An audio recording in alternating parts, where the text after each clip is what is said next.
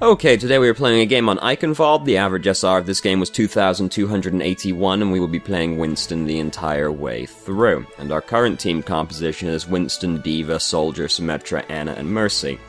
So if their team has a Winston, we're gonna be really upset about it, because Soldier, Symmetra, Ana, and Mercy would rather not have to deal with a Winston if at all possible. We're playing Winston, so that's just a wash, and D.Va, while not bad, is not going to kill a Winston very quickly. So, and then if they had a Zarya as well, that would be even worse, because then the Winston jumps in. He's got the bubble on him. Oh no, now what do? We get tased a lot, and then the rest of the team runs in. Theoretically, anyway, this is all assuming that they have those heroes and they know how to play those heroes, because the great equalizer is that the enemy team can always be worse than yours is. As we can see, right here at the start, our team is standing in positions we'd rather they weren't standing in. They don't die for this, and that's how you know that there's no justice in the world, because they deserved it.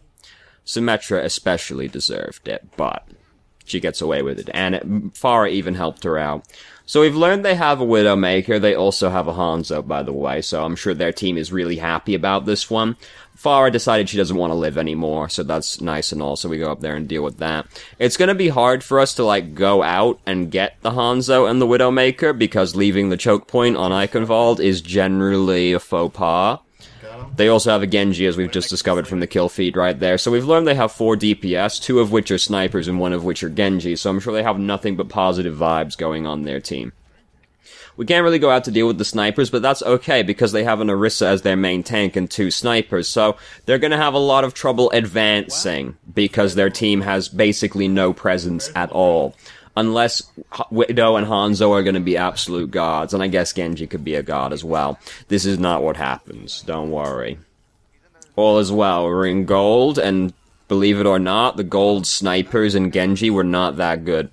So we see that they have a pharmacy as well. Winston pretty good against pharmacy, because we can do basically guaranteed damage against them. We've gotten a bit overzealous right here, because we just put our bubble down over there, and then we jumped after the Mercy, but then that put us directly in the enemy team, and we didn't have our bubble. If you're playing D.Va or Winston, and you're trying to harass the pharmacy, you've got to be really careful you don't accidentally kill yourself, because you were focusing too much on them and put yourself out of position. Good discipline to not take the teleporter, because the fight over there is not currently, nothing terrible was happening. We incidentally find Genji right as we get back. If you don't need to take the teleporter because no fight's happening, don't take the teleporter, because then you save the charge on the teleporter. Oh, incredible. And a hero like Winston gets back really quickly, especially on VoD as well, so. Here we see Pharah hurrying away. Mercy trying to come in to help the Pharah as the Pharah is leaving, so. If our team was a little bit more punishing, she would have died for that. Oh, we're very greedy trying to get the Hanzo. We did have our ultimate, so we could get away with it. Dropped really low. I probably would have ulted out of fear, honestly. But that's because I'm a big baby. So we see they have a lever. He comes back, don't worry. But somehow, with their team comp, I don't feel like him being here would have really made that much difference. Very zealous play we're making right now, but their team can't kill us very quickly. And we have Primal Rage, so it's okay. The only way we die quickly is if we're at half HP and then Hanzo throws his skill at our feet. Very unfortunately, we try to hop away right there, and Orisa cancels it with her right click, which was almost certainly an accident. And very unfortunate, and we could have died for that one, but their team again can't kill us very quickly, so we get away with it. Symmetra, she decided she didn't want to live anymore. We still have the teleporter, it's fine. Soldier going in with his tac visor. He's not allowed to do this. He kills 2 people. That's how you also know that there's no justice in the world. Their friend's still not back yet. Oh no, how are they gonna make do without their other sniper? I just don't know. Orisa kinda hard to kill, but she's missing all of her HP and her shift was down, so we get to just walk at her until she's dead. Here's Pharah. Pharah's not allowed to do that. She ended up killing herself, which is embarrassing. Friend's back now. Pew Pew, oh my god, is his name. Good name, for a Widow player as well. As Hanzo's using his ultimate, everyone just gets out of the way. Oh no. I saw something really unique earlier today. I learned that Hanzo can get a headshot kill with his ultimate. because I saw it in the kill feed, a red dragon killed someone. I was like, how has he done that? The initial arrow hits them in the head. That counts as him getting a headshot kill with Dragon Strike. I was like, huh, today I learned something. I mean, I guess I knew it would work like that, but I've also never seen it either, so that was really cool. And the Hanzo probably felt really good about that, which is, of course, very upsetting that a Hanzo felt good about something. All these people, low HP, Pharah, use their ultimate finally for the first time in their game. Like, some of them just never use their ultimate as well. Did you notice? Like, I don't think Orisa ever used her ultimate, and I don't think Genji ever used his ultimate. Widow obviously never used her ultimate, because she wasn't here. And then Pharah used her ultimate right at the end, so, that went really well for them. As we can see from the timeline, though, we're only about halfway through, so we don't exactly bowl over them on defense right here. Bastion shooting some barrels, and now Bastion is Mercy, which is a very sudden change in hero. We're thinking about playing Roadhog. We decided that we're not going to play Roadhog, we play Winston. Roadhog is, like, playable now, but it still is very depressing in my experience. So, we know they have a Torbjorn already. They have their Genji still, which I'm sure they're really stoked about. I mean, they must be having a great time in general right now, knowing that they have to defend the first tick for 4 minutes with the prospect of drawing if they do that. Remember the, like, 2-week period after they changed the overtime, the tiebreaker thing, where, like, if you didn't capture anything, the enemy team had to get 1% and you could lose the game? Oh, that was great. You could just pick Sombra, run past them, touch the point for half a second, you won the game. Oh, those were the good old days right there. Always very funny. So they also have a Mei. We're not too concerned about that, because if we get walled off, we can just hop back over the gate again. Try not to jump, like, right next to a staircase, because it tends to fuck up the jump a lot. So we've just walked over onto the point. We're missing 2 people on our team right now, because we just lost our pharmacy, and then Tracer got skilled. So we shouldn't have even been over there for that long, because we saw 2 people die in the kill feed, which is generally time to go. So their team is great, obviously, right? Look at that team. We're gonna do great. Roadhog is, like, okay to pick against that team, actually, because you can hook the Orisa, and then the Orisa's gonna fucking die, because even though your bullets do less damage, she's big. You can fuck with Genji's day because you have CC. You can pull Torbjorn away, and he's got, like, a gigantic head in the middle of his body, so he's pretty easy to kill as well. And then you can... Mei is never gonna kill you. She's gonna be super inconvenient, but she's never gonna kill you. And Hanzo you can also kind of bully around. So the thing is, basically, they don't have anyone that can interrupt you in the middle of take a breather, except Mei if she freezes you. So that makes it really hard to kill you if they don't have, like a debuff, like healing debuff or Discord, or they don't have CC, or they don't have a Reaper, because Reaper is just going to fuck you up anyway. If they don't have those things, you can usually pick Roadhog and get away with it, because that's the point you become really hard to kill, because you can get away with some pretty suicidal stuff now that you can move while taking a breather, which still doesn't make any sense as a name, and it gives you damage reduction. If they don't have a debuff or CC, you can usually get away with it. And you can, like, bully these people, because the only way you'd die, theoretically, is if you were, like, low HP and then Hanzo threw his skill at your feet, because that does, like, 400 damage to a tank. Play, like, Zarya or Orisa, you're just walking around with full HP, dead now. That's always feels really fun and interactive. So Mercy's dead right now. Tracer's dead right now. So we don't get to go anywhere right now, because we have to wait for our team to actually get back again. We've got... And now Pharah's dead again. Grouping is hard. People are impatient. They lack discipline. They're like, I don't want to wait, like, 10 seconds for somebody to get back, so I'm going to try and poke them, which does nothing, usually, and then they end up getting killed. We got froze, and we looked like we might get away for a second, but then Orisa started drilling into our head. But now, we've been rezzed, but now Mei's using Blizzard. And, right after we got rezzed, Zenyatta died, and then Tracer died. So it was gonna be a loss regardless of what we did right there. So that's one of those Mercy ults that does nothing but feed them ult charge, basically. Orisa used her bongo. How about that? So we've almost got Primal Rage built up, which I mean, you know, is cool to have.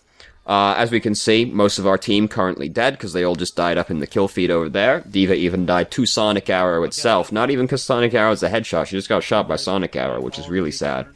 So we have to wait for our team to group up. We've got Primal Rage, cool. Not an ultimate you actively think about using, but good to have.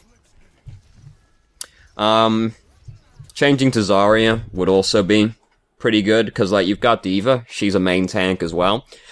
Currently, probably won't be, after the Defense Matrix gets nerfed. Which is for the best, I think, because I think Defense Matrix is a really unhealthy ability to have in the game. So I'm glad it's getting nerfed, but you can change to Zarya and help do more damage. You're still good against Genji, because you can still just shoot him through deflect. Takes more aim than Winston, obviously, since Winston takes literal 0 aim. But you can make it really hard for Mei to kill people, and you can help do more damage. And it's really easy to get charge off of their team, because they've got people like Torbjorn, Hanzo, and Orisa that you can just walk in front of and build ult charge off of, Zarya charge off of. Energy, I should say. Zarya would be pretty good, especially seeing as we seem to be having trouble killing people right now. We then jump right in over there and we end up getting fucking killed, which... a little bit suboptimal, if I were to say so. We have managed to start gaining ground in here, and now we have been rezzed, so we get to start fighting again. Torbjorn's missing his turret, so he's gonna feel pretty sad about that, and then, bam, we win the game. Just like that. You've only gotta get through them once. If they've got like a super stalling team, like Bastion, Symmetra, Torbjorn, remember, you've only gotta get through once. Because if they have to set up again, they're gonna be really upset about it, and it's probably not gonna go really well for them. That's always the thing, that's the thing that tilts me. I'm pretty hard to tilt, but like the thing that tilts me is the defending team, somebody's playing something like Reaper, right? Then you like, you end up losing the fight, and then the Reaper changes to Symmetra, and I'm like, yes, now that we've lost the tempo, let's change to someone that hates losing tempo. Great. That'll make it really easy to regain the tempo, won't it? Oh, yeah. So the moral of today's game is that Gold Elo is full of terrible people doing terrible things. Because, I mean, Pharah, Genji, 2 snipers, Orisa. Oh, I wonder how we're ever gonna push into the enemy team at any point in time. Well, we're not. Actually, as it turns out. In fact, we're just gonna kind of hover around the gate the entire game, and never actually push in, because believe it or not, that team's not great at pushing. It lacks presence a little bit somehow. And then we see, you know, the impatience of people. I don't want to wait 10 seconds. I'm gonna go out and poke and try to do so. Oh fuck, I died. Now they've gotta wait for me. But oh god, that guy didn't want to wait 10 seconds either, so he went out to poke, and now he's dead. And then it's just this horrible cycle that feeds in on itself. And that's why Elo Hell does exist in Overwatch. You've gotta be like 2 brackets above where you actually, like, if you're in gold, you've got to be like the equivalent to a diamond player or better to actually like solo carry a game, right? Like it's Overwatch is a really team dependent game. You have to be way better than the people in that game to actually carry it, which leads to a lot of the frustration, and you can actually like get stuck in a particularly low SR, because if you're in like bronze where everything is terrible, you have to be like gold or better to actually get out of bronze, because like, and then it's like bronze is just like people doing whatever the fuck, right? You've got like Torbjorns running around everywhere, people just running around throwing insults at each other. Oh god, just tilted immediately before the game even starts. You know, Overwatch is a pretty upsetting game sometimes, and the worst part is it never gets any better. There's like the SR I generally hover around. There's this certain period in the day where I know to stop playing, because there's this one Symmetra and this one Torbjorn one-trick players that they just play at the same time. And as soon as I see them, I'm like, alright, it's time to stop playing, because that's all it's gonna be for the rest of the day, right there. And it never gets any better. Those people, they're always there. Somehow they get up there, and somehow they hover around there, because funnily enough, no one ever actually wants to deal with the Symmetra or the Torbjorn. So if you just roll the dice, if you're just decent at that hero and you roll the dice enough times, eventually you'll climb, because the enemy team, they usually don't want to do the thing that counters Torbjorn or Symmetra, because that tends to be something that's not very cool, right? It's not Genji, right? It's like Winston counters Symmetra.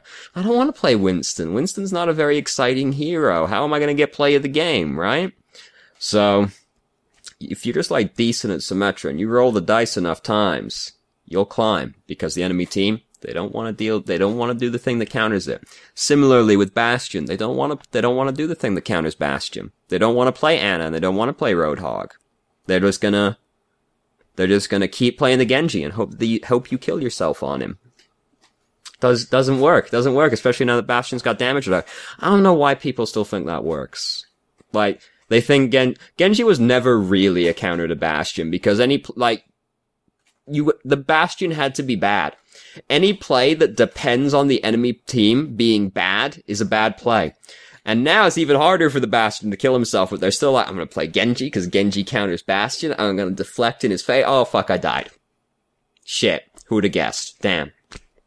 There was really no point to any of this ending right here, it's just been me rambling about absolutely nothing for 4 minutes. So, thank you very much for watching if you did. If you have any questions, feel free to ask, I'm more than happy to answer, and I hope you found the video helpful.